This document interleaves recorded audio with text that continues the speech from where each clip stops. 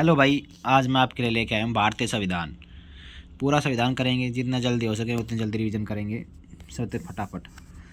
तो अब शुरू करते हैं भारतीय संविधान। संविधान में पढ़ते हैं, सबसे पहले इसमें दे रखा है 1773 का रेगुलेटिंग एक्ट। इस एक्ट में हमने बस 2-3 चीज़ याद रखनी है। ये एक्ट मतलब आया था भारत में इस अधिनियम में संविधान ईस्ट इंडिया कंपनी ने मतलब जो एक्ट जो लेके आई थी, ये एक्ट लेके आई थी कार्य को नियमित मतलब कि भारत में ईस्ट इंडिया कंपनी के कार्य को नियमित और नियंत्रित करने की दिशा में ब्रिटिश सरकार द्वारा उठाया गया है पहला कदम था। कंपनी के शासन पर संसदीय नियंत्रण स्थापित किया गया था। इसके द्वारा पहली बार कंपनी प्रशासनिक और राजनीतिक कार्यों को मान्यता दी गई थी। इसके द्वारा केंद्रीय प्रशासन की नींव रखी गई थी।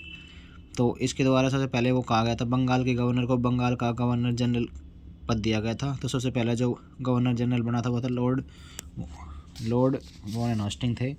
पेन का यूज़ नहीं करेंगे, ठीक है। और इसके मतलब दूसरी इसकी इम्पोर्टेंट बात थी, इसके द्वारा मतलब एक वो उच्चतम न्यायालय की स्थापना की गई 1774 में कलकत्ता के अंदर। इसमें मतलब एक मुख्य न्यायाधीश था सर एलिजा एम्पे, और इसके 3 छोटे न्यायाधीश थे, चैम्बर्स, लेमिस्टर और हाइड, ठीक है। इसके तहत कंपनी में कर्मचारियों को निजी व्यापार करने और भारतीय लोगों से उपहार व रिश्वत लेने पर प्रतिबंध लगा दिया था। अगला एक्ट है एक्ट ऑफ 1781। रेगुलेटरी एक्ट में कमियों को दूर करने के लिए इस एक्ट का प्रावधान किया गया। इस एक्ट के अनुसार कलकत्ता की सरकार बंगाल बिहार उड़ीसा में विविध मतलब इम्पोर्टेंट नहीं है। राष्ट्रीय पीट्स इंडिया एक्ट, इसके द्वारा मतलब कि दोहरे शासन प्रारंभ हुआ। बोर्ड ऑफ डायरेक्टर व्यापारिक मामलों के लिए और बोर्ड ऑफ कंट्रोल राजनीतिक मामलों के लिए पीट्स इंडिया एक्ट के द्वारा 17 बनाए गए थे। 17 चार्टर अधिनियम इंपॉर्टेंट देखते हैं। 1813 का चार्टर अधिनियम, इसके द्वारा कंपनी को 20 साल के लिए मतलब कि बढ़ा दिया था। कंपनी 20 साल के लिए और काम करेगी। कंपनी ने भारत के साथ व्यापार करने के लिए एकाधिकार छीन लिया था, किंतु चीन के साथ व्यापार पूर्वी देशों के साथ चाय का व्यापार संबंध 20 वर्षों के लिए एकाधिकार प्राप्त था। इम्पोर्टेंट तो कुछ है नहीं इसमें। 1833 का अधिनियम, इसके द्वारा कंपनी व्यापारिक अधिकार पूर्णतः समाप्त कर दिए थे। अब कंपनी कार्य में ब्रिटिश सरकार की ओर से भारत के शासन कर रहा था। बंगाल के गवर्नर जनरल को भारत का गवर्नर जनरल कहने लग गई। और इम्पोर्टेंट क्या है, इम्पोर्टेंट इसमें कुछ नहीं है। चलो चलते हैं नेक्स्ट पेज पर। जल्दी ख़त्म करनी है हमने, एक पेज पे 3 मिनट देने हैं, ज़्यादा मिनट नहीं देनी बिल्कुल भी। 1866 का भारत परिषद अधिनियम, इसमें भी कुछ लॉर्ड कैनिंग था। और 1862 में लॉर्ड कैनिंग ने 3 भारतीय बनारस के राजा, पटियाला के महाराजा और सर दिनकर राव से विधान परिषद की मनोनीत किया गया था। 1873 का अधिनियम, इस अधिनियम द्वारा यह बंद किया गया कि ईस्ट इंडिया कंपनी को किसी विषय में भंग किया जा सकता है। 1 जनवरी 1884 को ईस्ट इंडिया कंपनी को औपचारिक रूप से भंग कर दिया था। 1892 का भारत परिषद अधिनियम, इस अधिनियम से अप्रत्यक्ष चुनाव प्रणाली की शुरुआत की गई। इसके द्वारा राजस्व व्यय अथवा बजट पर बहस करने कार्यकारी प्रश्न पूछने की शक्ति दी गई थी। 1909, ये है इम्पोर्टेंट। 1909 को भारत परिषद अधिनियम, इसे पार्लियामेंटो सुधार भी कहा जाता था। पहली बार मुस्लिम समुदाय के पृथक प्रतिनिधियों को उपबंध किया गया। इसके अंतर्गत मुस्लिम सदस्यों को चुनाव मुस्लिम मतदाता ही करते सकते थे। भारत सरकार अधिनियम के तहत पहली बार विधायिका में निर्वाचित प्रतिनिधित्व को मंजूरी मिली। इस और भारतीयों को भारत के सचिव गवर्नर जनरल की कार्यकारी परिषद नियुक्त की गई। सत्येंद्र प्रसाद सिन्हा वायसराय के कार्यकारी परिषद के प्रथम सदस्य बने। ये रहा। 1909 में लॉर्ड मार्ले इंग्लैंड के भारत के राष्ट्रीय सचिव थे और लॉर्ड मिंटो भारत के वायसराय थे। 1919 भारत मिशन, मॉन्टेचुंग सुधार, इस अधिनियम से मुख्य विशेषता है केंद्र में द्विसदन विधायिका की स्थापना की गई। प्रथम राज्य परिषद था, दूसरी केंद्रीय विधानसभा। राज्य परिषद की संख्या 60 थी, 34 निर्वाचित थे, उनमें से 5 वर्षों का कार्यकाल होता था। केंद्रीय विधानसभा के सदस्यों की संख्या 144 थी, जिनमें 104 निर्वाचित थे, 40 मनोनीत थे। और कुछ तो इसमें इम्पोर्टेंट है नहीं। चलो आगे चलते हैं। भारत शासन अधिनियम 1935, भारत शासन अधिनियम 1935, यह साइमन कमीशन की रिपोर्ट पर आधारित था। 1935 अधिनियम में 321 अनुच्छेद और 10 अनुसूचियाँ थी। इस अधिनियम में मुख्य विशेषता इस प्रकार थी। अखिल भारतीय संघ में 11 ब्रिटिश प्रांतों, 6 चीफ कमिश्नरी क्षेत्रों ने रियासतों को मिलाकर बनना था। अब आगे चलते हैं भारतीय संविधान सभा। इम्पोर्टेंट वो सब बाद में देख के जाएंगे, हमें जो इम्पोर्टेंट है ना वो बता रहा हूँ मैं इसमें। भारतीय संविधान सभा कैबिनेट मिशन की स्तुतियों के लिए संविधान सभा बनाई गई। कैबिनेट मिशन के सदस्य सर स्टेफन क्रिप्स और लॉर्ड पेंथिक लॉरेंस तथा AB अलेक्जेंडर थे। भारत में संविधान सभा का विचार सबसे पहले मानवेंद्र नाथ राय ने 1934 में प्रस्तुत किया था। इसके बाद भारत में राष्ट्रीय कांग्रेस 1935 में संविधान सभा के गठन में औपचारिक मांग की थी। 1940 में ब्रिटिश सरकार के मैंने अगस्त प्रस्ताव में मध्यम स्वीकार कर लिया था। संविधान सभा सदस्यों में कुल संख्या 389 निश्चित की गई थी, जिनमें 292 ब्रिटिश प्रांतों के प्रतिनिधि,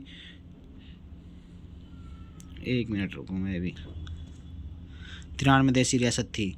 क्या कह रहा हूँ मैं, संविधान सभा में सदस्यों की कुल संख्या थी 389 शुरू में, जिनमें से 292 ब्रिटिश प्रांतों के प्रतिनिधि थे, 4 चीफ कमिश्नरी थे और 93 देशी रियासत थी। मिशन योजना के अनुसार जुलाई 1946 में संविधान सभा का चुनाव हुआ, जिसमें कुल 389 सदस्यों प्रांतों ने निर्धारित 296 ने चुनाव के लिए चुनाव हुए, जिन्हें विभिन्न प्रांतों की विधानसभाओं द्वारा चुना गया। 15 अन्य दलों, जिनमें क्या 208 तो कांग्रेस के थे, 73 मुस्लिम स्थान और 15 अन्य दलों के थे। 9 दिसंबर 1946 विधानसभा की पहली बैठक हुई। सबसे पहले बुजुर्ग सदस्य डॉक्टर सचिंदानंद सिन्हा को सभा का अस्थायी अध्यक्ष चुना गया। मुस्लिम लीग ने इस बैठक का बहिष्कार किया। पाकिस्तान के लिए बिल्कुल अलग संविधान सभा की मांग की गई। सबसे पहले जो है 9 दिसंबर 1946 को संविधान सभा की पहली बैठक हुई, जिसमें मुस्लिम लोगों ने नहीं भाग लिया। जो सबसे बड़ी उम्र के थे डॉक्टर सचिदानंद सिन्हा, वो अस्थायी रूप से अध्यक्ष चुने गए। हैदराबाद एक ऐसी देशी रियासत थी जिनके प्रतिनिधि संविधान सभा में सम्मिलित नहीं हुए। प्रांतों देशी रियासतों में उनकी जनसंख्या के अनुपात में संविधान सभा के प्रतिनिधित्व दिया गया। 10 लाख के आबादी के ऊपर एक स्थान आवंटन किया गया। प्रांतों में प्रतिनिधि मुख्य 3 प्रमुख समुदाय की जनसंख्या थी, जिसमें मुस्लिम, सिख और साधारण।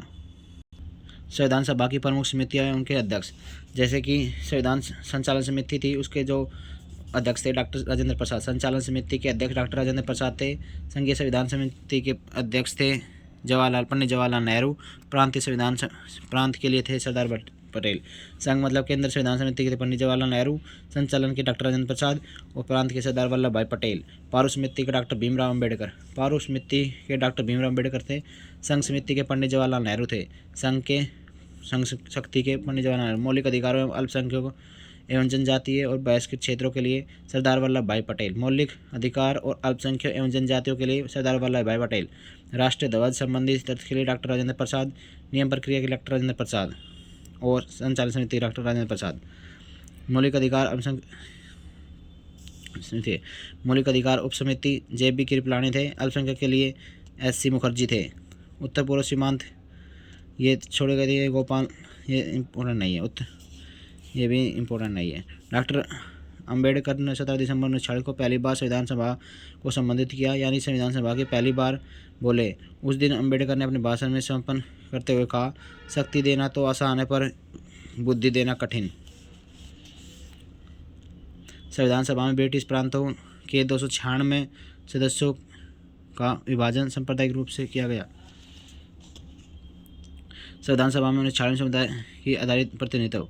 हिंदू 163 थे, मुस्लिम थे 80, अनुसूचित जाति 31 और भारतीय शाही 6, अनुसूचित जनजाति के 6 लोग, सिख से 4, एंग्लो इंडियन 3, पारसी 3, कुल 296 थे। संविधान सभा में महिलाओं की सदस्य 15 थी। 15 इनको भाई याद तो ना हो, पर पढ़ने को टाइम भी नहीं, बहुत जल्दी पेपर आओ। 11 दिसंबर 1946 को डॉक्टर राजेंद्र प्रसाद को संविधान सभा का स्थायी अध्यक्ष चुना गया। 11 दिसंबर को, मतलब कि सचिदानंद के बाद इनको संविधान सभा में 2 उपाध्यक्ष बनने का संकल्प किया, जिसके तहत पहले उपाध्यक्ष SC मुखर्जी थे 25 जनवरी 1947 को। दूसरे थे BT कृष्णाचारी 16 जुलाई 1947 तक चुने गए। संविधान सभा की कार्यवाही 13 दिसंबर को जवाहरलाल नेहरू द्वारा पेश की गई उद्देश्य प्रस्ताव के साथ प्रारंभ हुई। 22 जनवरी 1947 को देश से प्रस्ताव स्वीकृति के बाद संविधान सभा ने निर्माण हेतु अनेक समितियां नियुक्त की, जिसमें अब ये बी एन राव द्वारा तय किए गए संविधान के प्रारूप पर विचार विमर्श करने के बाद संविधान सभा ने 29 अगस्त 1947 को एक संकल्प पारित किया और प्रारूप समिति का गठन किया। इसके अध्यक्ष डॉक्टर भीमराव अम्बेडकर थे। प्रारूप समिति के को चुना गया और प्रारूप समिति की संख्या 7 थी, जो कि इस प्रकार थी। डॉक्टर भीमराव अम्बेडकर अध्यक्ष थे, गोपाल स्वामी अयंगर थे, अल्लादी कृष्ण स्वामी अय्यर थे, कन्हैयालाल माणिकराव मुंशी थे, सैयद मोहम्मद सदुल्ला थे, एन माधव BL मित्र के स्थान पर DP खेतान थे। इनकी मृत्यु 1948 में हो गई थी। बाद में TT कृष्णा आमचारी सदस्य बनाया गया। संविधान सभा में अम्बेडकर को पहली बार निर्वाचित बंगाल से तथा देश बंटवारे के बाद उनका निर्वाचन बॉम्बे से हुआ और इनके भारत संविधान के मुख्य वस्तुकार और भारत के संविधान के जनक के रूप में भीमराव अम्बेडकर को जाना जाता है। प्रारूप समिति ने अपना प्रारूप तैयार करने में 6 माह से भी कम समय लिया और इस दौरान कुल 141 बैठकें हुई।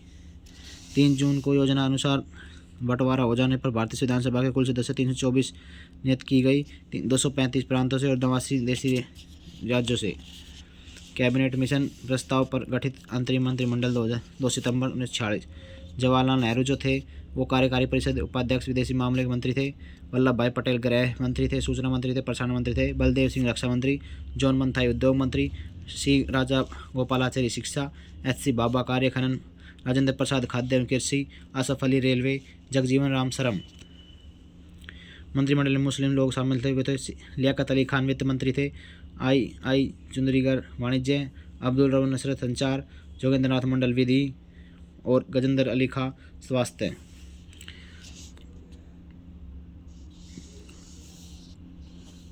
इनमें से इम्पोर्टेंट कुछ है नहीं, चलते हैं। ये संविधान सभा ने संविधान के प्रथम वाचन 4 नवंबर से 9 नवंबर 1948 तक चला। एक संविधान का दूसरा वाचन 15 नवंबर से 1948 को चला। 26 नवंबर 1949 तक चला और संविधान सभा द्वारा संविधान को पारित कर दिया गया 26 नवंबर 1949। इस संविधान सभा में 284 लोग उपस्थित थे। स्वतंत्र भारत का पहला मंत्रिमंडल 1947। जवाहरलाल नेहरू प्रधानमंत्री थे। राष्ट्रमंडल विदेशी मंत्री, वैज्ञानिक शोध। सरदार वल्लभ भाई गृह मंत्रालय, प्रसारण मंत्रालय, राज्य मामले। डॉक्टर राजेंद्र प्रसाद खाद्य एवं कृषि, मौलाना अब्दुल कलाम आज़ाद शिक्षा, जॉन मन्थाई रेलवे परिवहन, डॉक्टर भीमराव अम्बेडकर विधि मंत्री, जगजीवन राम श्रम मंत्री, सरदार पटेल रक्षा मंत्री, राजकुमारी अमृत कौर स्वास्थ्य मंत्री, HC बाबा वाणिज्य मंत्री, रफ़ी अहमद संचार, RK पुणगम शेट्टी वित्त मंत्री, श्यामा प्रसाद मुखर्जी उद्योग एवं आपूर्ति मंत्री, VN गौडगिल कार्य खान एवं ऊर्जा मंत्री। भारत की रियासतों के एकीकरण करने के लिए सरदार वल्लभ भाई पटेल की अध्यक्षता में 5 जुलाई 1947 को रियासती विभाग बनाया गया, जिसके लिए सचिव VP मेनन थे। संविधान का निर्माण कुल 2 वर्ष 11 महीने 18 दिन में हो गया था। कुल 114 दिन बहस हुई। संविधान में कुल खर्च आया था 63,96,729 रुपये खर्च हुए थे। 26 नवंबर 1949 को संविधान सभा द्वारा पारित कर दिया गया था। इसमें कुल 22 भाग, 395 अनुच्छेद और 8 अनुसूचियाँ थी। वर्तमान समय में 22 भाग, 395 अनुच्छेद और 12 अनुसूचियाँ हैं। संविधान सभा के कुल अनुच्छेदों में से 15 अर्थात 5, 6, 7, 8, 9, 60, 324, 366, 367, 379, 380, 388, 391, 92, 393 अनुच्छेद 26 नवंबर 1949 को ही चालू कर दिए थे। संविधान सभा की अंतिम बैठक 24 जनवरी 1950 को हुई। उस दिन संविधान सभा द्वारा डॉक्टर राजेंद्र प्रसाद को भारत का प्रथम राष्ट्रपति चुना गया। संविधान सभा 26 जनवरी 1950 को 1951 में हुए आम चुनाव के बाद बनने वाली नई संसद का निर्माण भारत की अंतरिम संसद के रूप में किया गया। संविधान सभा द्वारा कुछ अन्य कार्य। इसमें मई 1949 राष्ट्रमंडल द्वारा भारत की सदस्यता सत्यापन किया। इसमें 22 जुलाई 1947 को राष्ट्रीय कांग्रेस 22 जुलाई 1947 राष्ट्रीय ध्वज को अपनाया। इसमें 24 जनवरी 1950 को राष्ट्रीय गान, राष्ट्रीय गीत को अपनाया। इसमें 24 जनवरी 1950 को डॉक्टर राजेंद्र प्रसाद को भारत के पहले राष्ट्रपति के रूप में चुना गया। 26 जुलाई 1947 को गवर्नर जनरल पाकिस्तान के लिए पृथक संविधान सभा का स्थापना की। संविधान सभा द्वारा हाथी को प्रतीक मोहर के रूप में अपनाया गया। मूल संस्करण सौंदर्यकरण सजावट शांति निकेतन के कलाकारों ने किया, जिसमें नंदलाल बोस और बिहार राम मनोहर सिन्हा थे।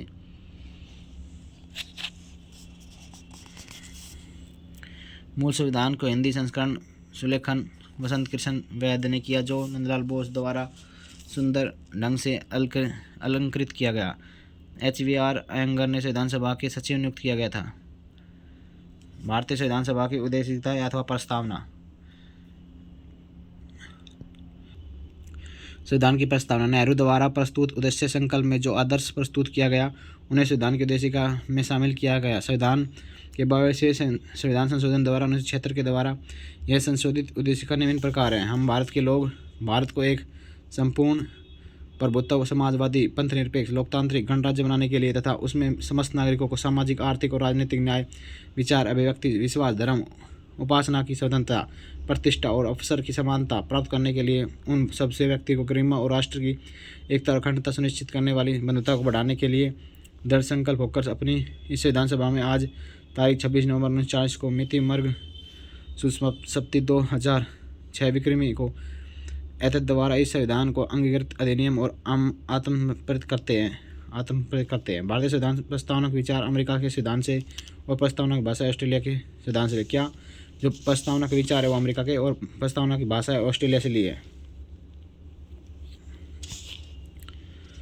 ये प्रस्तावना की मुख्य बातें। Ernest Walker. भारतीय संविधान की प्रस्तावना को संविधान का मुख्य बिंदु कहा है अर्नेस्ट वॉकर ने। और वॉकर के अनुसार प्रस्तावना संविधान की कुंजी है और यह संविधान के विचारों और आदर्शों को प्रस्तुत करते हैं। पंडित ठाकुर दास भार्गव ने कहा कि संविधान की आत्मा है। पंडित ठाकुर दास भार्गव ने कहा कि प्रस्तावना जो है संविधान की आत्मा है। प्रस्तावना संविधान के आरंभिक अंक होते हुए भी कानूनी तौर पर उसको भाग नहीं माना जाता। प्रस्तावना के अनुसार भारत के अधीन समस्त शक्तियों का केंद्र बिंदु अथवा स्रोत भारत के लोग ही है। प्रस्तावना को न्यायालय में परिवर्तित नहीं किया जा सकता। यह निर्णय यूनियन ऑफ इंडिया बनाम मदन गोपाल 1957 के निर्णय में घोषित किया गया था। यदि सरकार या कोई नागरिक प्रस्तावना को अवहेलना करता है तो उसके लिए रक्षा के लिए अदालत की सहायता नहीं ले सकते। बेरुबड़ी बाद में सर्वोच्च न्यायालय ने प्रस्तावना को संविधान का अंग नहीं माना, इसलिए विधायिका प्रस्ताव में संशोधन नहीं कर सकते। परंतु सर्वोच्च न्यायालय ने केशवानंद भारती बनाम केरल राज्य 1973 में कहा कि प्रस्तावना संविधान का अंग है, इसलिए विधायिका इसमें संशोधन कर सकती है। केशवानंद भारती बाद में सर्वोच्च न्यायालय ने मूल ढांचा का सिद्धांत थ्योरी ऑफ बेसिक स्ट्रक्चर दिया, प्रस्तावना को संविधान का मूल ढांचा माना। 42वें संविधान संशोधन अधिनियम 1976 द्वारा इसमें समाजवादी, पंथ निरपेक्ष और राष्ट्र की अखंडता जैसे शब्द जोड़े गए।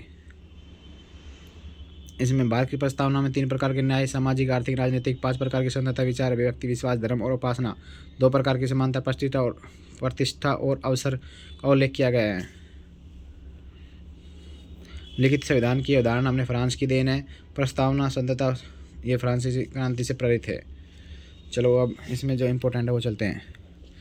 ये इम्पोर्टेंट है, हमने कौन से देश से क्या लिया है। भारतीय संविधान के विदेशी स्रोत USA से हमने लिया है। प्रस्तावना मौलिक अधिकार, न्यायिक परमावलोकन, संविधान की सर्वोच्चता, न्यायपालिका की स्वतंत्रता ली है। महाभियोग, राष्ट्रपति, निर्वाचित राष्ट्रपति एवं उस पर महाभियोग, उपराष्ट्रपति, उच्चतम न्यायालय के न्यायाधीश, हटाने की विधि और वित्तीय आपात कानूनों का संरक्षण की अवधारणा USA से ली। क्या क्या है USA से, फिर बताता हूँ। USA से लिए प्रस्तावना मौलिक अधिकार, न्यायिक पूर्वावलोकन, संविधान की न्यायपालिका स्वतंत्रता, निर्वाचित राष्ट्रपति और उसके महाभियोग, उपराष्ट्रपति, उच्चतम न्यायालय के न्यायाधीशों को हटाने की विधि, आपात कानून को समान संरक्षण के, ये सब हमने USA से लिए है। नेक्स्ट ब्रिटेन मतलब ब्रिटेन, इंग्लैंड, यहाँ से लिए है। संसाधनात्मक शासन प्रणाली, एकल नागरिकता एवं विधि निर्माण प्रक्रिया, विधि का शासन, संसद, विशेष अधिकार, मंत्रिमंडल, परम अधिकार, द्विविध शासन और कानून समक्ष समानता, ये समय ब्रिटेन से। आयरलैंड से नीति निर्देशक तत्व, राष्ट्रपति का निर्वाचन, मंडल की व्यवस्था, राष्ट्रपति द्वारा राज्यसभा का साहित्य, कला, विज्ञान व सेवा इत्यादि में मनोनयन, ये आयरलैंड से लिया है। ऑस्ट्रेलिया से प्रस्तावना की भाषा समर्थी सूची प्रावधान के अंदर फ्लैश देखता हूँ क्या ऑस्ट्रेलिया से प्रस्तावना की भाषा समर्थी सूची और प्रावधान के अंदर व राज्य के बीच संबंध, शक्तियों का विभाजन, संसद के दोनों सदनों की संयुक्त बैठक, व्यापार, वाणिज्य और संगम की स्वतंत्रता। जर्मनी से हमने क्या कर लिया है, जर्मनी से हमने लिया आपातकाल परिवर्तन के दौरान राष्ट्रपति को मौलिक अधिकार की संबंधित शक्तियाँ। कनाडा से हमने लिया संघात्मक विशेषताएं, अवशिष्ट शक्तियाँ, राज्यपाल की नियुक्ति, संघ एवं राज्य के बीच शक्ति विभाजन, सभी कनाडा से लिए। दक्षिण अफ्रीका से संविधान संशोधन की प्रक्रिया का प्रावधान, राज्यसभा के सदस्यों का निर्वाचन। रूस से मौलिक कर्तव्य का प्रावधान। जापान से विधि द्वारा स्थापित प्रक्रिया। फ्रांस से गणतात्मक प्रस्तावना में संधता, समानता और बंधुता के आदर्श। भारतीय संविधान के अनेक देशी और विदेशी स्रोत हैं, लेकिन भारतीय संविधान में सबसे अधिक प्रभाव भारतीय शासन अधिनियम 1935 का है। भारतीय संविधान का 395 में से लगभग 250 अनुच्छेद ऐसे जो 1935 अधिनियम द्वारा लिए गए हैं। चलो अब शुरू करते हैं। इम्पोर्टेंट टॉपिक तो अब शुरू हुआ है, धीरे धीरे करेंगे इनको। क्या है? भारतीय संविधान की अनुसूचियाँ। भारतीय संविधान की अनुसूची। प्रथम अनुसूची में इसमें भारतीय संघ के घटक 28 राज्य एवं संघ शासित 8 क्षेत्रों का उल्लेख है। संविधान के 69 मतलब कि 69वें संविधान संशोधन द्वारा दिल्ली को राष्ट्रीय राजधानी का दर्जा दिया गया। संविधान के 69वें संविधान संशोधन द्वारा दिल्ली को राष्ट्रीय राजधानी का दर्जा दिया गया था। द्वितीय अनुसूची। दूसरी अनुसूची में इसमें भारतीय राज्य व्यवस्था के विभिन्न पदाधिकारियों, राष्ट्रपति, राज्यपाल, लोकसभा के अध्यक्ष और उपाध्यक्ष, राज्यसभा के सभापति, उपसभापति, विधानसभा के अध्यक्ष और उपाध्यक्ष, विधानसभा के परिषद के सभापति, उपसभापति, उच्चतम न्यायालय और उच्चतम न्यायालय के न्यायाधीश और भारत के नियंत्रक, महालेखा परीक्षक आदि को प्राप्त होने वाले वेतन, भत्ते, पेंशन आदि का उल्लेख किया गया है। दूसरी अनुसूची में दिया गया है, मतलब जो बड़ी बड़ी पोस्ट है ना, उनको वेतन और भत्ते का बारे में दूसरी अनुसूची में दिया गया है। तीसरी अनुसूची में इसमें विभिन्न पदाधिकारी जैसे मंत्री, उच्चतम एवं उच्च न्यायालय के न्यायाधीशों द्वारा पद ग्रहण करने समय जनित शपथ का उल्लेख है। तीसरी में जो है शपथ का उल्लेख किया गया है। चौथी में इसमें विभिन्न प्रकार के राज्य तथा संघीय क्षेत्रों की राज्यसभा में प्रतिनिधित्व का विवरण दिया गया है, मतलब कि सीटों का विवरण दिया गया है राज्य तथा सेंटर की राज्यसभा में। ठीक है। पाँचवीं में इसमें विभिन्न प्रकार के अनुसूचित क्षेत्रों और अनुसूचित जनजाति का प्रशासन और नियंत्रण के बारे में उल्लेख है। पाँचवीं अनुसूची में क्या है? इसमें विभिन्न अनुसूचित क्षेत्रों और अनुसूचित जनजाति क्षेत्र का नियंत्रण के बारे में उल्लेख है। छठी अनुसूची में क्या है? इसमें असम, मेघालय, त्रिपुरा, मिजोरम, मिजोरम की जनजाति क्षेत्र के प्रशासन के बारे में प्रावधान है। सातवीं में इसमें केंद्र राज्य के बीच में शक्तियों का बंटवारे के बारे में दिया गया है तथा इसी अनुसूची में सरकारें द्वारा शुल्क एवं कर लगाने का अधिकार का उल्लेख है। इसके अंतर्गत 3 प्रकार की सूचियाँ, संघ सूची, राज्य सूची और समवर्ती सूची। बात करें संघ सूची। इस सूची में दिए गए विषय पर केंद्र सरकार कानून बनाती है। संविधान के लागू होने के समय इसमें 97 विषय थे। वर्तमान में इसमें 100 विषय हैं। संघ सूची के कुछ महत्वपूर्ण विषय: देश की प्रतिरक्षता, विदेशी मामले, युद्ध, शांति, रेल, डाक, तार, मुद्रा, बैंकिंग, परमाणु आदि जो है सेंटर के अंदर आते हैं। राज्य के अंदर क्या क्या आते हैं?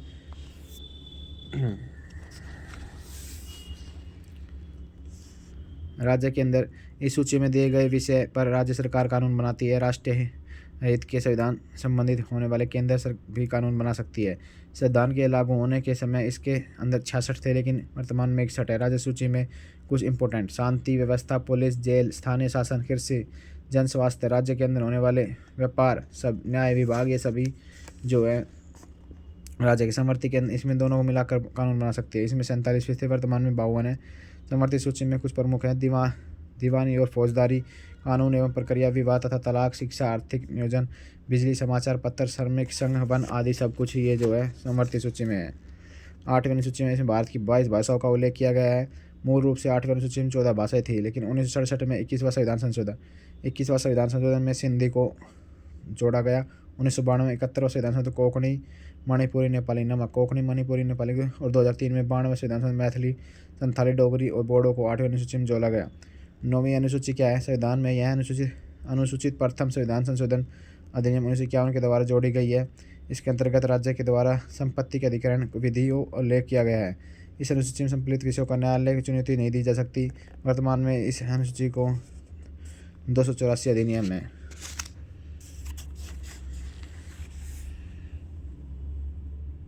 दसवीं अनुसूची इसमें 52वें संविधान संशोधन 1985 के तहत जोड़ी गई है। इसमें दल बदल के संबंधित प्रावधानों का उल्लेख है।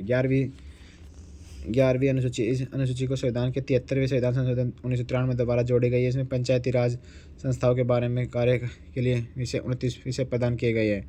12वीं अनुसूची इसमें 74वें संविधान संशोधन द्वारा जोड़े गए। इसमें शहरी क्षेत्रों के लिए स्थानीय स्वशासन संस्था के 18 प्राप्त है।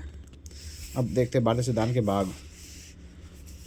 पहला भाग है संघ एवं उसका राज्य क्षेत्र 1 से 4 अनुच्छेद तक, नागरिकता 5 से 11 तक, मौलिक अधिकार 12 से 35 तक, नीति निर्देशक 36 से 51 तक, और नीति निर्देशक के भाग 51 के संघ 52 से 151 तक, राज्य जो है संघ मतलब सेंटर 52 से 51 और राज्य 152 से 237। पहले अनुसूची का भाग है 238, संघ के राज्य क्षेत्र 239 से 242, पंचायत 243 के से अण तक,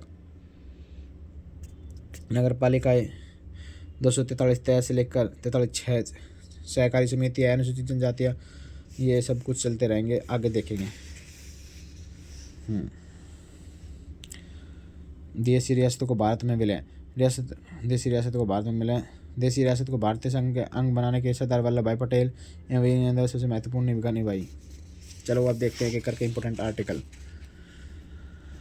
संघ और उसका क्षेत्र। भारत राज्यों का संघ है जिसमें 28 राज्य हैं और 8 केंद्र शासित प्रदेश शामिल हैं। दादर नगर हवेली और दमन द्वीप का विलय के बाद पश्चात राजधानी दमन है। सबसे पहले इंपॉर्टेंट अनुच्छेद है 1।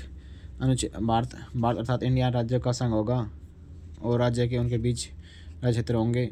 अनुसूची भारत राज्य क्षेत्र अर्जित किए गए अन्य क्षेत्र। अनुच्छेद 1 में भारत राज्यों का संघ होगा। 2 में है भारत किसी भी अनुच्छेद 2 में भारतीय संसद की विधि द्वारा ऐसे निबंधन शर्तों पर जो ठीक समझे संघ और नए राज्य प्रवेश या उनकी स्थापना की शक्ति प्रदान है। मतलब 2 में नए राज्य बना सकते हैं और स्थापना कर सकते हैं नए राज्य की, अनुच्छेद 2 में। अनुच्छेद 3 में नए राज्यों का निर्माण और वर्तमान राज्यों के क्षेत्र सीमाओं पर नामों परिवर्तन संसद की विधि द्वारा किया जा सकता है। दूसरे में संसद द्वारा विधि द्वारा ऐसे निबंधनों और शर्तों पर जो ठीक समझे संघ में नए राज्य का प्रवेश, मतलब नया राज्य भारत ऐड कर सकते हैं। और 3 में क्या है कि पुराणों में ही हम एडिट कर सकते हैं।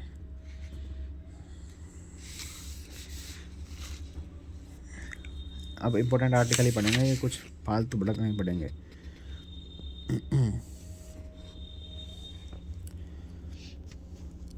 भारत की नागरिकता भाग 2 अनुच्छेद 5 से 11। इम्पोर्टेंट पढ़ेंगे। चल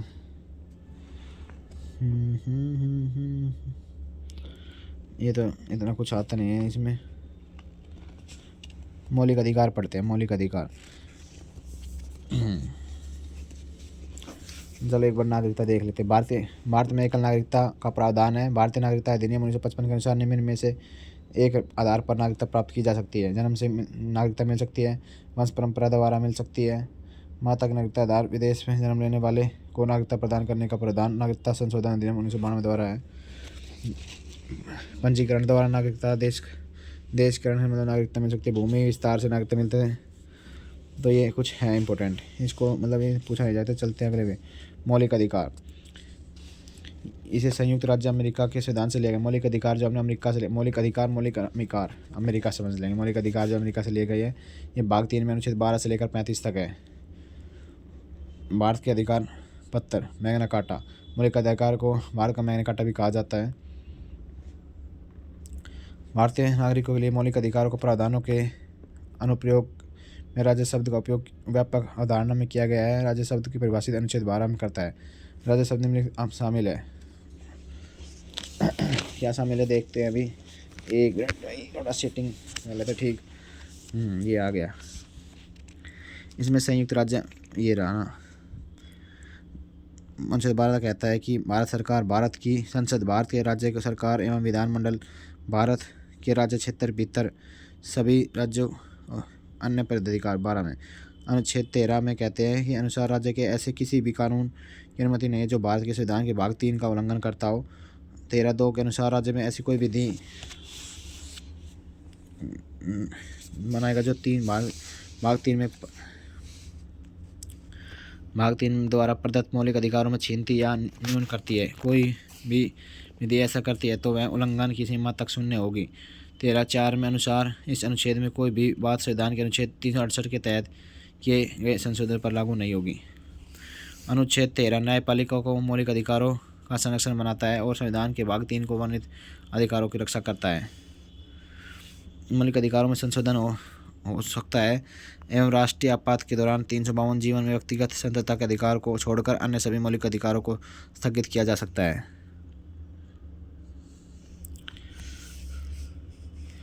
और इम्पोर्टेंट बात पे चलेंगे यहाँ से।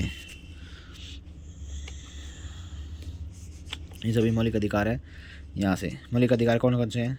समानता या समता या समानता का अधिकार अनुच्छेद 14 से 18 तक समानता के। अनुच्छेद 14 विधि के समक्ष समानता। अनुच्छेद 14 में क्या है? इसके अर्थ यह है कि किसी राज्य में सभी व्यक्तियों के लिए एक समान कानून बनाया जाएगा तथा उन पर एक समान लागू होगा, चाहे वो गरीब हो चाहे अमीर हो। यह ब्रिटेन से लिया गया है।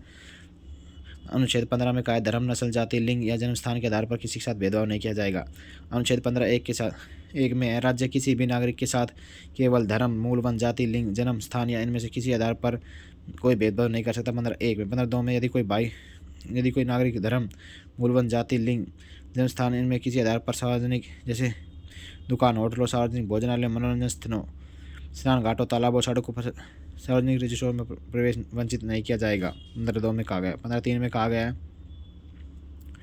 यह अनुच्छेद 15(1) और 2 में दिए गए सामान्य नियम का अपवाद है। अनुच्छेद उपबंध करता है कि अनुच्छेद 15 में कोई बात राज्य के स्त्रियों और बालकों के लिए कोई विशेष उपबंध बनाने की नहीं रोकेगी। 15(4) में यह अनुच्छेद 15(1) और 15(2) में दिए गए सामान्य नियम का दूसरा अपवाद है। इसमें अनुच्छेद के तहत राज्य की नहीं सामाजिक तथा शैक्षणिक दृष्टि के पिछड़े वर्गों, अनुसूचित जाति और अनुसूचित जनजातियों के लिए उन्नति के लिए विशेष रूप से प्रावधान कर सकता है। यह अनुच्छेद यानी 15(4) में संविधान की प्रथम संशोधन 1951 मद्रास राज्य बनाम चंपक दुराई राजनवाद उच्चतम न्यायालय द्वारा फैसले प्रभाव शून्य करने के लिए जोड़ा गया था। 15(5) में अनुच्छेद 2006 में 93 संविधान संशोधन के तहत जोड़ा गया। इस अनुच्छेद के तहत शिक्षा संस्थानों में अनुसूचित जाति, जनजाति एवं अन्य पिछड़े वर्ग को नामांकन के लिए आरक्षण की व्यवस्था की गई है। 15(6) में 103 संविधान संशोधन 2019 द्वारा संविधान में जोड़ा गया। इस अनुच्छेद में आर्थिक वंचना को पिछड़े का अधिकार स्वीकार कर 10% आरक्षण की व्यवस्था की गई है। 15(6) में 16 में अनुच्छेद 16 लोक नियोजन में विषय में समान अवसर की समानता। 16(1) में कहा गया है कि राज्य के अधीन किसी भी पद, नियोजन या नियुक्ति के संविधान संबंधित विषयों में सभी नागरिकों के लिए अवसर की समानता होगी। 16(2) में राज्य में अधीन किसी भी नियोजन पद के संबंध में केवल धर्म, मूल वन, जाति, लिंग, उद्भव, जन्म स्थान इनमें से किसी आधार पर न तो कोई नागरिक अपात्र होगा और न ही विभेद किया जाएगा। अनुच्छेद 16 के खंड 1 और 2 राज्य के अधीन नियोजन नियुक्ति के अवसर पर समानता की उक्त नियमों के 3 अपवाद है जो कि 16(3), 4 और 16(क) और 5 में दिए गए हैं। अनुच्छेद 16(3) यह अनुच्छेद राज्य के केंद्र शासित प्रदेश की सरकार को अधिकार देता है कि वह सार्वजनिक रोजगार की नियुक्ति से पहले उस राज्य क्षेत्र के भीतर निवास संबंध कुछ विशेष नियम बना सकते हैं। ये हम बाद में देखेंगे, इम्पोर्टेंट नहीं है, इम्पोर्टेंट चलेंगे। अनुच्छेद 16(6) के यह खंड 81वें संविधान संशोधन द्वारा अधिनियम 2000 के द्वारा जोड़ा गया। इसके द्वारा आर्थिक रूप से कमजोर AWS के लिए सरकारी नियुक्तियों में पदों में 10% आरक्षण दिया जाएगा। आज तक ये पूछा नहीं गया है, ये सवाल देखते हैं इंपॉर्टेंट। अनुच्छेद 17 पूछा गया है असपरसता का अंत। असपरसता के अनुमूलन के लिए दंडनीय अपराध घोषित किया गया है।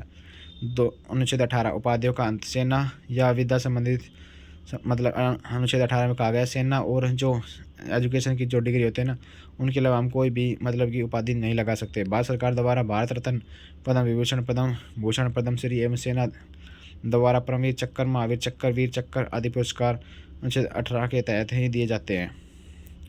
स्वतंत्रता का अधिकार 19 से 22 तक है, मौलिक अधिकार है। अनुच्छेद 19 में है भारत में मूल संविधान में 7 तरह की स्वतंत्रता दी गई है।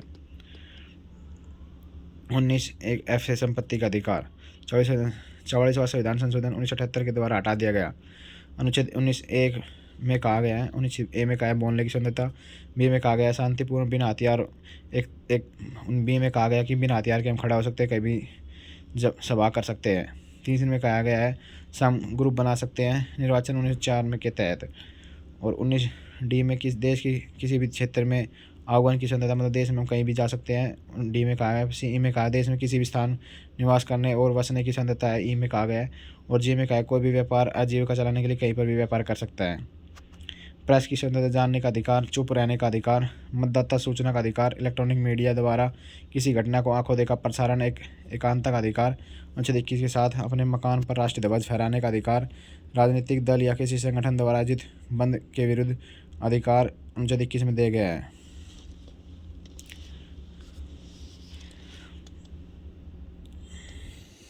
और आगे चलते हैं हम। अनुच्छेद 20 में क्या कहा गया है? अपराधों के लिए दो सिद्धि के संबंध में 20 दो सिद्धि के संबंध में है ये। अनुच्छेद 20 एक अपराध के समय अपराध करने के समय जो कानून है उसी कानून के तहत मतलब जो सज़ा है वही सज़ा मिलेगी। किसी व्यक्ति 20(2) के किसी व्यक्ति को एक अपराध के लिए सिर्फ एक ही बार सज़ा मिलेगी। 20(3) में कहा गया किसी व्यक्ति को स्वयं विरुद्ध न्यायालय में गवाही देने के लिए बाध्य नहीं किया जा सकता।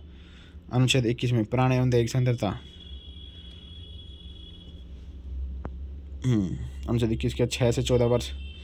प्राण 21 जो इम्पोर्टेंट है, क्या है इसमें? किसी भी व्यक्ति को विधि द्वारा स्थापित प्रक्रिया अतिरिक्त उसके जीवन और व्यक्तित्व स्वतंत्रता के अधिकार से वंचित नहीं किया जा सकता। निजता का अधिकार है, विदेश भ्रमण का अधिकार है, मानव गरिमा के साथ जीने का अधिकार है, प्रदूषण मुक्त जल एवं वायु उपभोग करने का अधिकार है, निःशुल्क विधिक सहायता का अधिकार है। ये सब हथकड़ी लगाए जाने के विरुद्ध अधिकार आश्रम के अधिकार 21 में है। राष्ट्रीय आपातकाल युद्ध या भारी आक्रमण के दौरान भी है। संविधान अनुच्छेद 20 और 21 निलंबित नहीं किया जा सकता। अनुच्छेद 21 क्या में है? 6 से 14 वर्ष। जो 21 क्या है वो इम्पोर्टेंट है, क्या है? 6 से 14 वर्ष की आयु के समस्त बच्चों को ऐसे ढंग से जैसे कि राज्य विधि द्वारा अवधारित करे, निःशुल्क तथा अनिवार्य शिक्षा उपबंध करेगा। 86 और संविधान संशोधन 2002 में कहा गया है। अनुच्छेद 22 कुछ दशा में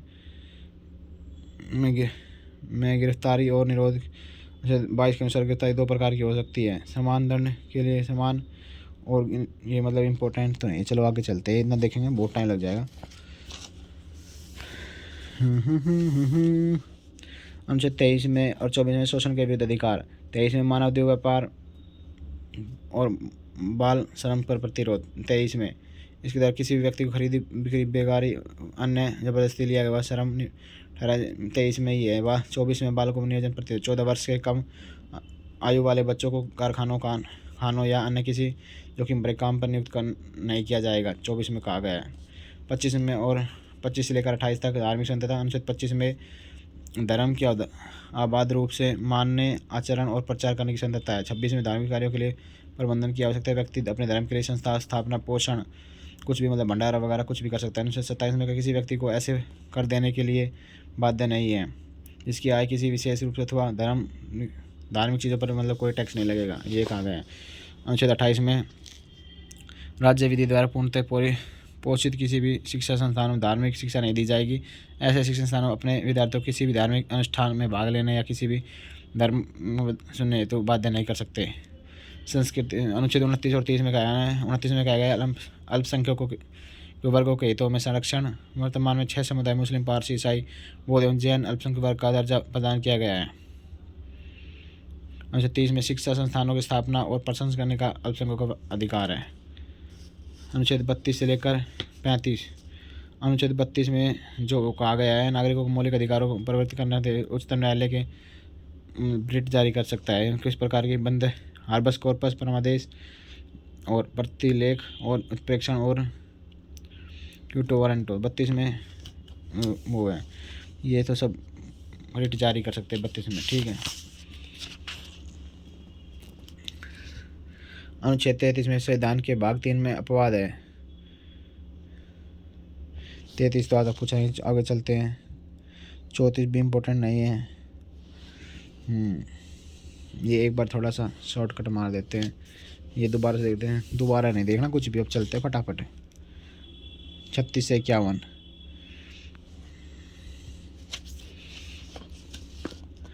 36 से 51 नीति निर्देशक तत्व। B.R. अम्बेडकर ने राज्य के नीति निर्देशक तत्व भारत के संविधान की अनूठी विशेषता और भारतीय संविधान की नवीन विशेषता कहा गया है।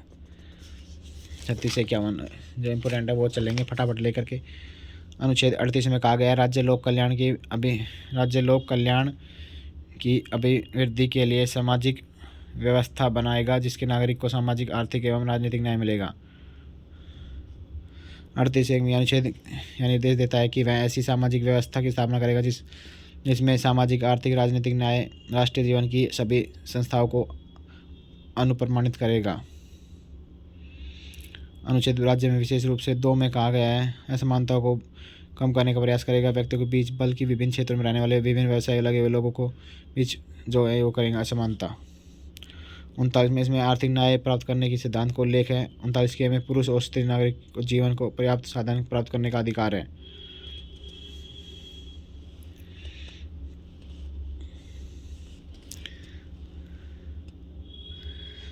39 गैम पुरुष और स्त्री दोनों के लिए समान कार्य के लिए समान वेतन। 39 गैम में कहा गया है कि पुरुष और स्त्री दोनों के लिए समान कार्य समान वेतन। 39 डैम के कर्मकारों के स्वास्थ्य और शक्ति तथा बालकों के सुकुमार अवस्था दुरुपयोग न हो, आर्थिक आवश्यकता में विवश होकर नागरिक ऐसे रोजगार में न जाना पड़ेगी, आयु और शक्ति अनुकूलन में हो। अनुच्छेद 6 में बालकों एवं स्वतंत्रता। अनुच्छेद 40 में ग्राम पंचायतों का संगठन दिया गया। अनुच्छेद 41 में कुछ दिशाओं में काम, शिक्षा और लोक सहायता पाने का अधिकार है।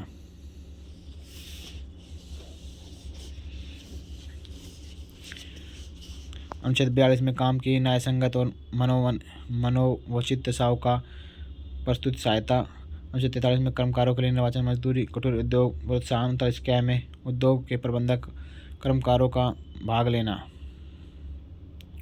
अनुच्छेद 44 नागरिकों के लिए एक समान सिविल सेवा।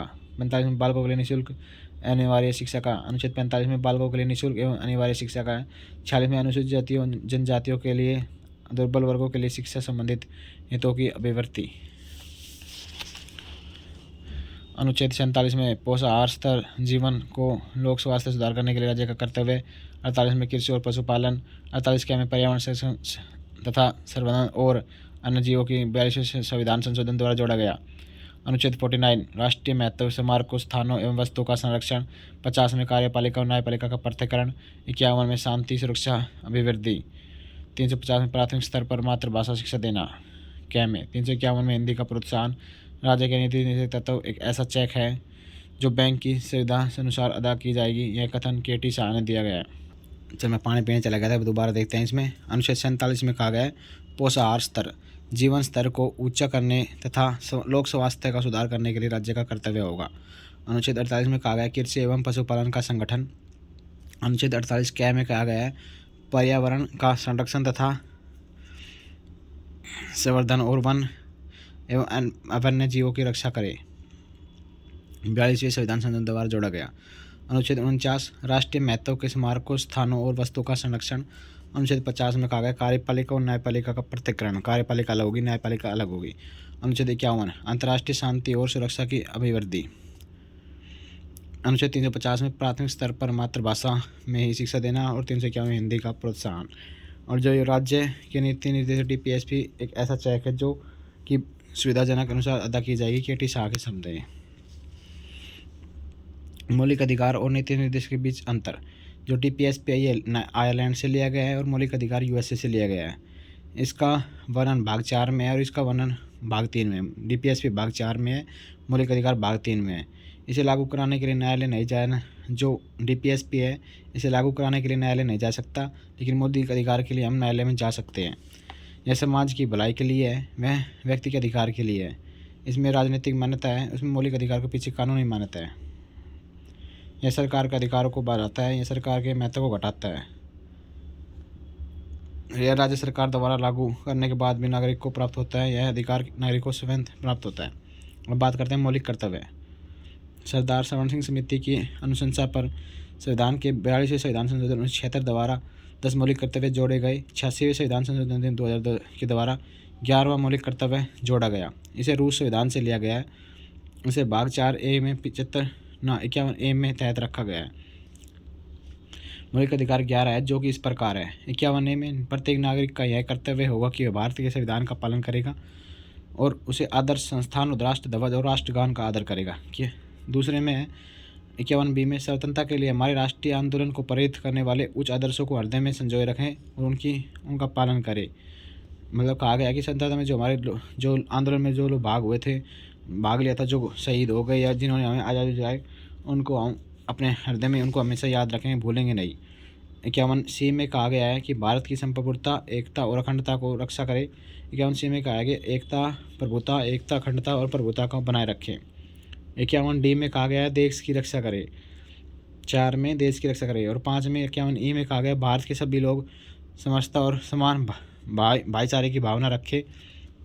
51AF में कहा गया हमारी सामाजिक संस्कृति गौरवशाली परंपरा का महत्व समझे और उसका संरक्षण करे। जो हमारी रीति रिवाज चल रहे संस्कृति उनका महत्व समझे और उनको याद रखें, बनाते रहे, भूले ना। 51AG 7वां पाठ कहता है प्राकृतिक पर्यावरण की रक्षा करें और उनका समर्थन करें, मतलब नेचर की रक्षा करें और उसको मतलब अच्छे से ढंग से रखें। ऐसे में क्या गया है, वैज्ञानिक दृष्टिकोण ज्ञान सृजन की भावना रखे, विकास करे। मतलब क्या ऐसे में कहा गया 8 में कि वैज्ञानिक दृष्टिकोण की जो सोचते रहे, कुछ नई चीज मतलब साइंस में कुछ नई खोज करने की कोशिश करते रहे। और 51 के आई भाग में कहा गया है सार्वजनिक संपत्ति की जो सरकारी संपत्ति है उसको सुरक्षित रखे। 51 जे में कहा गया व्यक्तिगत एवं सामूहिक गतिविधियों के सभी क्षेत्रों में उत्कर्ष और बढ़ाने का सतत प्रयास करें। 51 एक के भाग में क्या है माता पिता का या संरक्षण द्वारा माता पिता का मतलब एक काम होगा कि 6 से 14 वर्ष के बच्चों को प्राथमिक शिक्षा प्रदान करना उनका काम होगा। 86वें संविधान संशोधन 2002 के द्वारा जोड़ा गया है। भारत की संप्रभुता एकता और अखंडता को सुनिश्चित तथा सुनिश्चित करने के भाव मौलिक कर्तव्य को निहित है।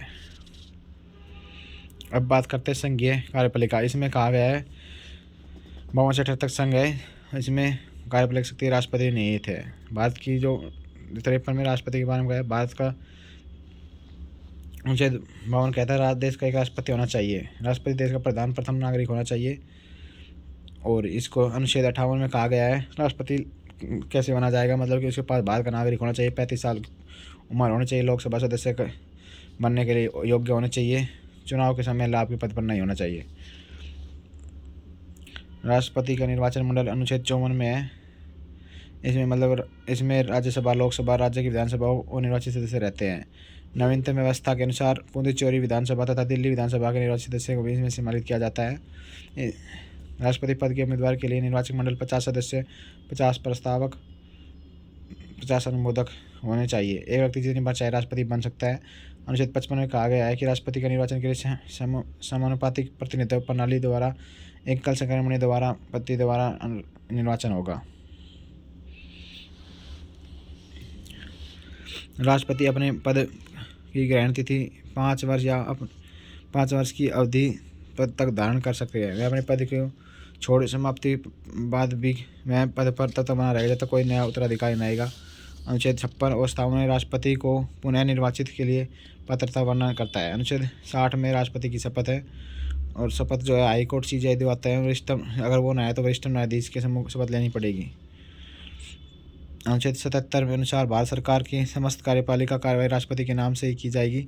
77(3) के अनुसार राष्ट्रपति भारत का सरकार कार्य का आर्थिक सुविधापूर्वक किए जाने वाला मंत्री आवंटन के लिए पहला राष्ट्रपति था डॉक्टर राजेंद्र प्रसाद, और अब द्रौपदी मुर्मू। रामनाथ कोविंद इससे पहले 2017 से 2022 में प्रणब मुखर्जी थे। स्वतंत्रता के बाद पहने होने वाली जो है वो है द्रौपदी मुर्मू।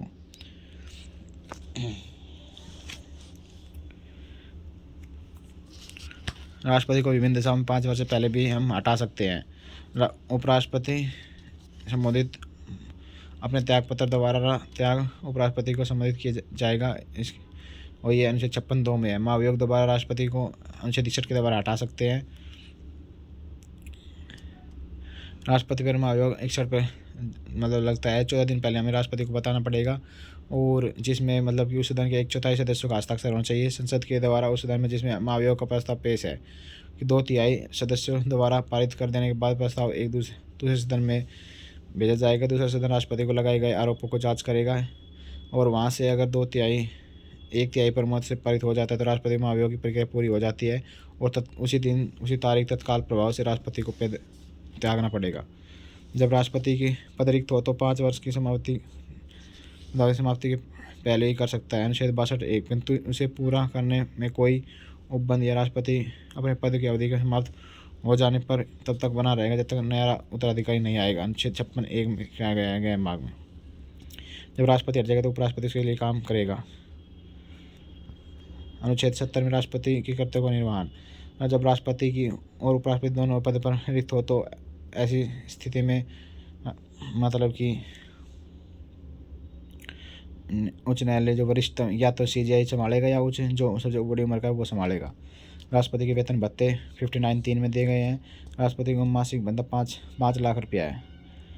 राष्ट्रपति का वेतन आयकर मुक्त होता है, मतलब टैक्स नहीं लगता। राष्ट्रपति को कुछ भी हो जाए हमेशा हमें सैलरी देनी पड़ेगी।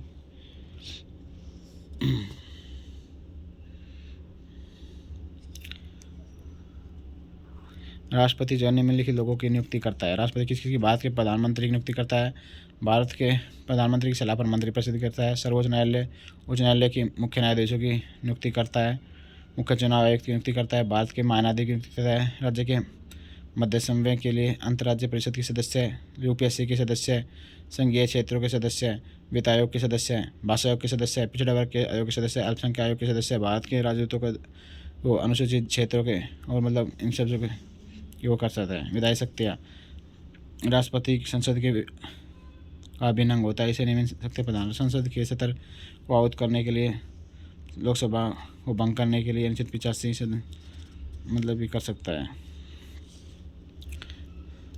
किसी भी अनुदान राष्ट्रपति की सिफारिश पर की जाएगी, अन्यथा नहीं।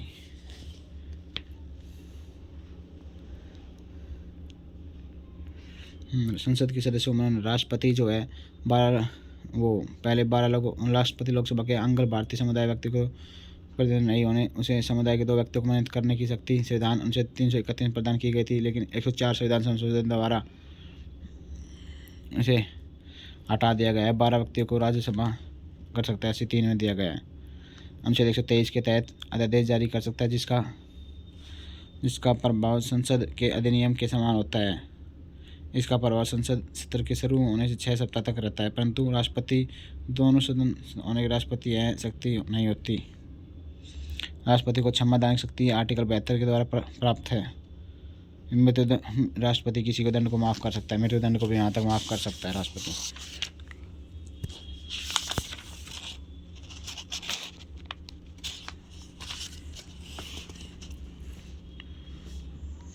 और जो कठिन जो मतलब मृत्युदंड माफ़ कर सकता है, लेकिन जो कठिन अगर ज़्यादा वो मिल रही तो उसको कम भी कर सकता है। उसे कोई रोकने मतलब कोई बीच में टांग नहीं अड़ा सकता। राष्ट्रपति की आपातकालीन शक्ति है। राष्ट्रपति के संविधान के भाग 18 के तहत 352 से 360 तक मंत्रिपरिषद के परामर्श से राष्ट्रपति 3 प्रकार की आपात लागू कर सकता है। युद्ध या बाह्य आक्रमण या सशस्त्र विद्रोह के कारण आपातकाल से 352 और राज्य में संवैधानिक तंत्र विफल होने पर राष्ट्रपति शासन 356 में लगा सकता है और वित्तीय आपातकाल 366 में। न्यूनतम अवधि 2 माह तक लग सकती है। राष्ट्रपति किसी सार्वजनिक महत्व के प्रश्न उच्चतम न्यायालय के अनुच्छेद 143 के अधीन परामर्श ले सकता है, लेकिन यह परामर्श मानने के लिए बाध्य नहीं है।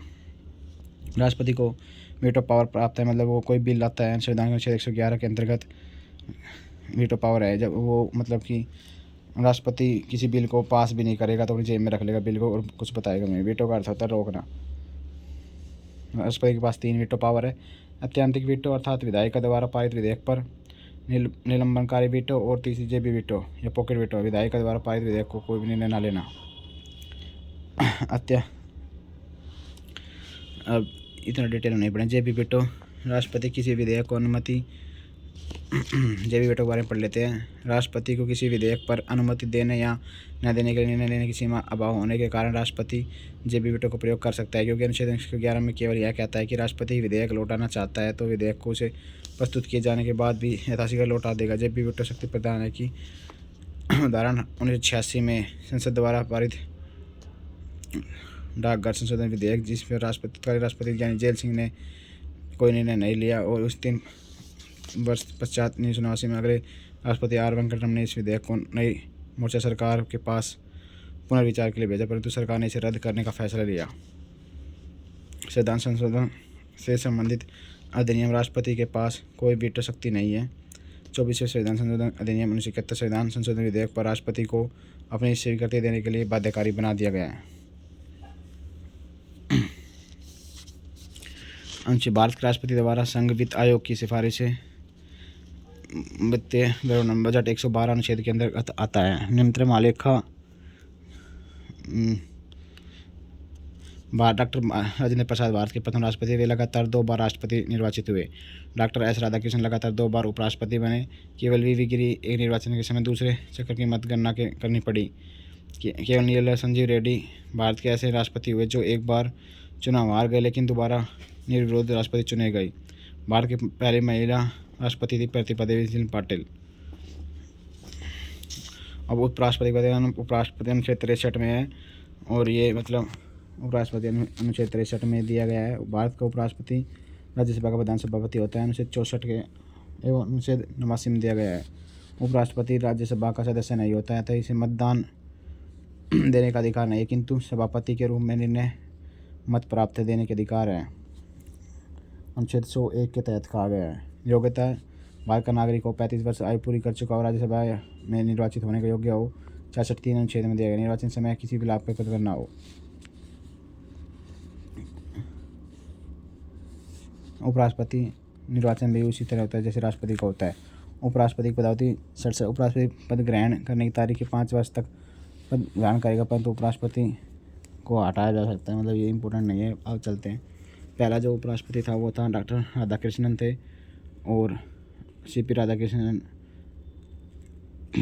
जो है ये जगदीप धनखड़ 12/9/2025 को बने हैं, और जगदीप धनखड़ ने मतलब कि रिटायरमेंट ले लिया है। 15वें CP राधाकृष्णन। उपराष्ट्रपति निर्वाचन संबंधी विवादों का निपटारा भी राष्ट्रपति उच्चतम न्यायालय द्वारा लिया जाता है, किंतु अनुच्छेद 71 निर्वाचन अवैध होने पर कार्य के अवैध नहीं होते। उपराष्ट्रपति पद चलते हैं। उपराष्ट्रपति अपना पद ग्रहण करने के पहले राष्ट्रपति अथवा नियमित नियुक्ति को समक्ष शपथ लेगा। 69 में दिया गया है। प्रधानमंत्री और मंत्रिपरिषद 74 में दिया गया है। संविधान के 75 में अनुसार भारत में प्रधानमंत्री की जो नियुक्ति है वो राष्ट्रपति करेगा। 75 में राष्ट्र के मंत्री, ये इम्पोर्टेंट है, चलेंगे। जवाहरलाल नेहरू। भारत के प्रधानमंत्री जवाहरलाल नेहरू पहले प्रधानमंत्री थे, फिर लाल बहादुर, फिर इंदिरा गांधी, चौधरी चरण सिंह और नरेंद्र मोदी 2014 से अब तक चले रहे। सबसे लंबा कार्यकाल 16 वर्ष 9 महीना था जवाहरलाल नेहरू का। इनको छोड़े। मंत्रिपरिषद 3 प्रकार का: कैबिनेट मंत्री, राज्य मंत्री, उप मंत्री। प्रधानमंत्री राष्ट्रपति मंत्रिपरिषद के बीच संवाद मुख्य कड़ी है, अनुच्छेद 78 में कहा गया है। प्रधानमंत्री में सबसे बड़ा कार्यकाल प्रधानमंत्री जवाहरलाल नेहरू का था, 16 साल 9 महीने 12 दिन तक। देश की प्रथम महिला प्रधानमंत्री श्रीमती इंदिरा गांधी बनी, ऐसी प्रधानमंत्री जो 2 अलग अलग अवधियों के लिए प्रधानमंत्री रही।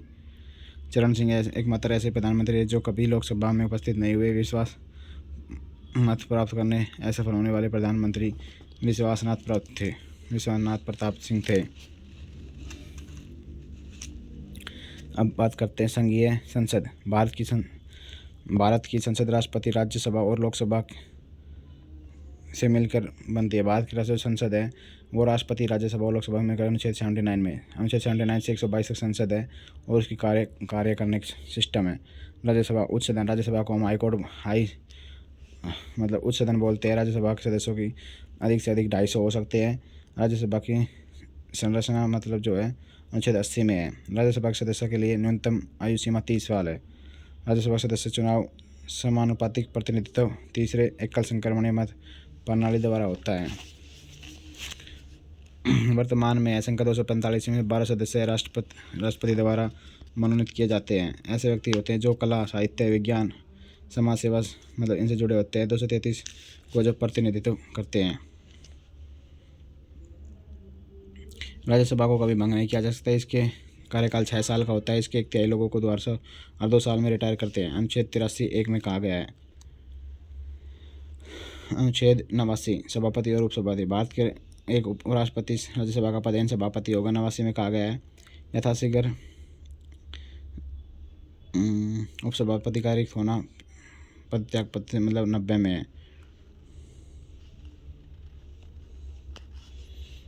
इम्पोर्टेंट नहीं है, चलते हैं आगे।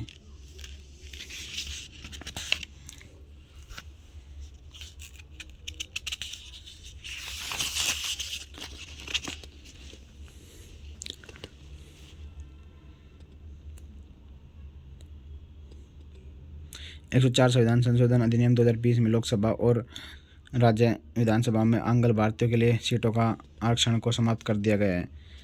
नए परिसीमन के बाद लोकसभा और अनुसूचित जातियों के लिए 84 स्थान एवं अनुसूचित जनजातियों के लिए 47 स्थान आरक्षित किए गए। अनुच्छेद 330 में कहा गया है। 2001 में संसद द्वारा पारित 84वें संविधान संशोधन विधेयक अनुसार लोकसभा एवं विधानसभा सीटों की संख्या 2026 तक यथावत रखने के प्रदान किया गया है। लोकसभा के सदस्यों को चुनाव की जो उम्र है वो 18 वर्ष होती है। 61वें संविधान संशोधन 1989 के अनुसार 18 वर्ष के प्राप्त व्यक्ति को वयस्क माना जाता है।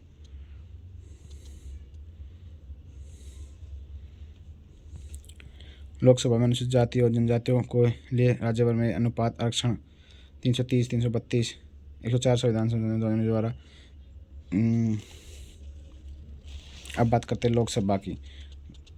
लोकसभा भारत का नागरिकों और 25 वर्ष तक उसकी आयु हो। लोकसभा में अधिकतम कार्यकाल 5 वर्ष का होता है। मंत्रिपरिषद सामूहिक रूप से उत्तरदायी होती है। 75 में प्रधानमंत्री परामर्श के आधार पर राष्ट्रपति लोकसभा के समय पूर्व भी भंग कर सकता है।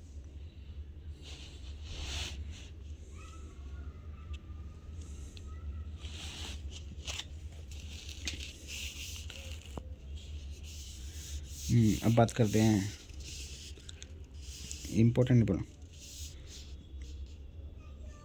भारतीय संविधान में किसी भी अविश्वास प्रस्ताव का उल्लेख नहीं है। लोकसभा पदाधिकारी अध्यक्ष और उपाध्यक्ष। संविधान के अनुच्छेद 93 अनुसार लोकसभा में स्वयं अपने सदस्यों में एक अध्यक्ष और उपाध्यक्ष चुनेगी। इम्पोर्टेंट कर रहा हूँ मैं। चलो आगे चलते हैं, कुछ है नहीं इसमें खास। अब जो है ओम बिरला जो है अध्यक्ष है नए संसद भवन के बारे में थोड़ी जानकारी ले लेते हैं। ये रहा नया संसद भवन। 10 दिसंबर 2020 को नए संसद भवन की आधारशिला प्रधानमंत्री नरेंद्र मोदी द्वारा रखी गई। नवनिर्मित संसद भवन उद्घाटन प्रधानमंत्री नरेंद्र मोदी द्वारा 28 मई 2023 को किया गया। सेंट्रल विस्टा पुनर्विकास परियोजना के रूप में नई दिल्ली में नए संसद भवन का निर्माण किया गया। इसका डिज़ाइन विमल पटेल द्वारा और निर्माण टाटा प्रोजेक्ट लिमिटेड द्वारा किया गया। नए संसद भवन का उद्घाटन अवसर 75 रुपये का सिक्का लॉन्च किया गया। इसका आकार त्रिकोणीय है। नए संसद भवन के छत पर राष्ट्रीय प्रतीक निर्माण किया गया जिसकी ऊंचाई 6.5 मीटर है। कांस्य से बना हुआ है। नए संसद भवन में 888 सभा कक्ष में 888, राज्य कक्ष में 384 पद में बैठने की व्यवस्था है।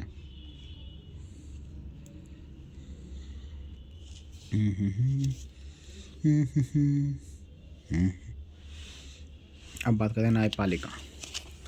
इम्पोर्टेंट ख़त्म कर देंगे आज, पॉलिटिव टेंशन नहीं मतलब। बात करते हैं न्यायपालिका 15। सर्वोच्च न्यायालय।